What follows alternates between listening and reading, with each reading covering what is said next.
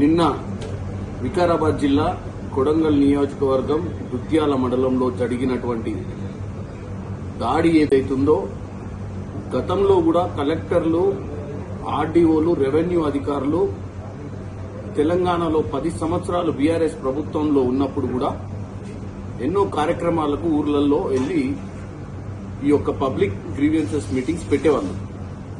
కానీ నిన్న జరిగినటువంటి ఇన్సిడెంట్ చాలా దారుణం.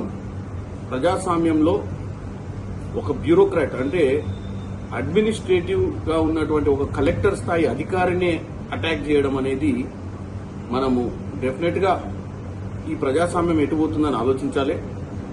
10 ఏళ్ల పాలన పోయిన తర్వాత బీఆర్ఎస్ కి ఏ విధంగానైనా కాంగ్రెస్ ప్రభుత్వం చేస్తున్నటువంటి మంచి పనులను అడ్డుకోవాలని ప్రయత్నం క్లియర్ గా కనపడుతుంది. ఫార్మా సిటీ కోసం అని చెప్పి, అంటే ఫార్మా కంపెనీలు ఏర్పాటు కోసం అని చెప్పి అక్కడ పబ్లిక్ గ్రీవియన్సెస్ ని ఏర్పాటు చేసి పబ్లిక్ ఒపీనియన్ తీసుకునే ప్రయత్నం చేస్తున్న సమయంలో ఏదన్నుంటే చర్చ చేయాలి. కానీ నిన్న మనం చూసినట్టయితే ఆ యొక్క దాడిని ప్రోత్సహించిన వారందరూ కూడా బీఆర్ఎస్ కార్యకర్తలుగా మనం నిన్న గమనించినాం. సో బీఆర్ఎస్ పార్టీ ఎట్టి పరిస్థితిలో వాళ్ళ 10 ఏళ్లలో దోచుకుందే కాకుండా ఈ రానున్న ప్రభుత్వంలో అంటే ఈ 10 నెలల ప్రభుత్వం చేస్తున్నటువంటి మంచి కార్యక్రమాలను ఎట్టి పరిస్థితుల్లో అడ్డుపడాలని, ఎట్టి పరిస్థితుల్లో ఈ ప్రభుత్వంలో ఒక్క కార్యక్రమం కూడా సక్రమంగా జరగొద్దని. ఎందుకంటే గతంలో ఎన్నో ప్రభుత్వాలు ఒక తెలంగాణనే కాకుండా భారతదేశ వ్యాప్తంగా కూడా అన్ని ప్రభుత్వాలు కూడా ఇండస్ట్రీలను తీసుకురావడానికి గాని, భూసేకరణ చేయడానికి గాని ఇలాంటి కార్యక్రమాలు చేపట్టినప్పుడు ఇటువంటి పరిస్థితులు ఎప్పుడు ఎదుర్కొనలే. మరి ఈ రోజు ఇటువంటి పరిస్థితి ఎదుర్కొనాల్సిన పరిస్థితి వచ్చింది అంటే దీని వెనక కుట్ర ఉంది. బీఆర్ఎస్ పార్టీ వైఖరిని తెలంగాణ ప్రజలు గమనించాలి.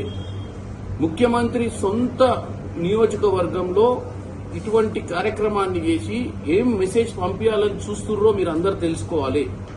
ఎందుకంటే 10 ఏళ్లలో నీళ్లు, నిధులు, నియామకాల నినాదంతో తెచ్చుకున్న తెలంగాణను తుంగలకు దొక్కడమే కాకుండా ఈ రోజు అన్నీ చేసి ఒక ఎంప్లాయ్మెంట్ క్రియేట్ చేయాలి, నిధులతో పాటు విధులు అంటే ఉద్యోగాలు అన్నీ కూడా క్రియేట్ చేయాలన్న ఒక ఆలోచనతో ముఖ్యమంత్రి ముందుకు పోతుంటే ఎంతో డబ్బు ఖర్చు పెట్టి కొడంగల్ నియోజకవర్గం ఆయనను ముఖ్యమంత్రి చేయడానికి 3 సార్లు అక్కడి నుంచి ఎమ్మెల్యే గెలిపించినటువంటి కొడంగల్ నియోజకవర్గం సేవ చేయాలనుకుంటే ఒక 10 మందిని రెచ్చగొట్టి అక్కడికి పోయిన అధికారులను అటాక్ చేయడానికి చూస్తుంటే ప్రజాస్వామ్యం ఎటుపోతుందో అర్థం చేసుకోవాలి. కేటీఆర్ పోయి ఢిల్లీలో కూర్చొని ప్రకంపనలు సృష్టిస్తున్నా అని చెప్పి పిచ్చి మాటలు మాట్లాడుతూ ఇక్కడ కార్యకర్తలను రెచ్చగొట్టి ఇక్కడ కార్యక్రమాలు ఆపే ప్రయత్నం చేస్తూ ఏం చేద్దాం అనుకుంటారు. డెఫినెట్ గా వీళ్ళ మీద యాక్షన్ తీసుకుంటాం. ఇటువంటి కార్యక్రమాలు ముందు ఎక్కడ చేసినా గానీ ప్రజలు కూడా ఇటువంటి చర్యలు తీసుకునే వాళ్ళ మీద మీరు కూడా నిఘా వహించాలి. ప్రభుత్వం కూడా ఇటువంటి వారి మీద చర్యలు తీసుకుంటుంది.